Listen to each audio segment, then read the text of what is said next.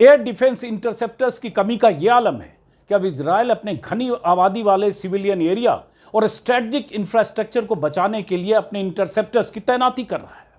ऐसी ही रिपोर्ट दुनिया के तमाम वार रिपोर्टर्स के हवाले से कई विदेशी अखबारों में छपी है।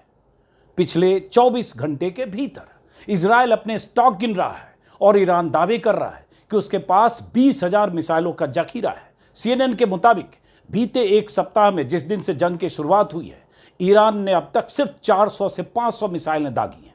कुछ और दुनिया के अखबारों में जो खबरें छप रही उसके मुताबिक ईरान के पास ऐसी मिसाइलें हैं जिनकी रेंज 1500 से 2000 किलोमीटर तक है और इजराइल का हर शहर ईरानी मिसाइल की रेंज में है। BBC, CNN, fox news, New York times, wall street journal, Washington post और अल जजीरा समेत दुनिया के तमाम मीडिया संस्थानों के वार करस्पॉन्डेंट और विशेषज्ञ अब यही आकलन करने में जुटे हैं कि अपने दम पर इजराइल कितने दिन तक ईरान का मुकाबला कर सकता है, या कहें तो ईरान कितने दिन तक इजरायली फाइटर जेट की परवाह किए बगैर इजरायली शहरों पर मिसाइलें दाग सकता है। तमाम युद्ध विशेषज्ञों का मानना है कि अगर अमेरिका सीधे तौर पर ईरान के खिलाफ जंग के मैदान में नहीं उतरा तो इजराइल ईरानी मिसाइलों से होने वाली तबाही का शिकार होकर बहुत बड़ा नुकसान उठा सकता है।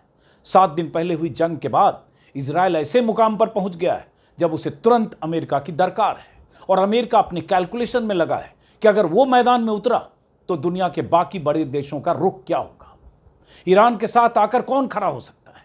इस बीच यह भी हुआ कि रूसी राष्ट्रपति पुतिन और चीनी राष्ट्रपति शी जिनपिंग ने आपस में फोन पर बात की और दोनों ने इराक पर इजरायली हमले की निंदा की।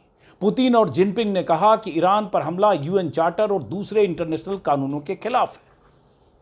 यहां तक कि शी जिनपिंग ने कहा कि युद्ध किसी भी समस्या का समाधान नहीं है। ऐसे वक्त में जब अमेरिका जंग में उतरने की तैयारी कर रहा है, तब रूस और चीन का यह रुख दुनिया में नए युद्ध की भूमिका तय करता दिख रहा है। रूस और चीन जैसे शक्तिशाली देशों ने अगर अमेरिका और इजराइल की जुगलबंदी के खिलाफ ईरान का साथ दिया तो इस युद्ध का विस्तार कहां तक होगा कहना मुश्किल होगा।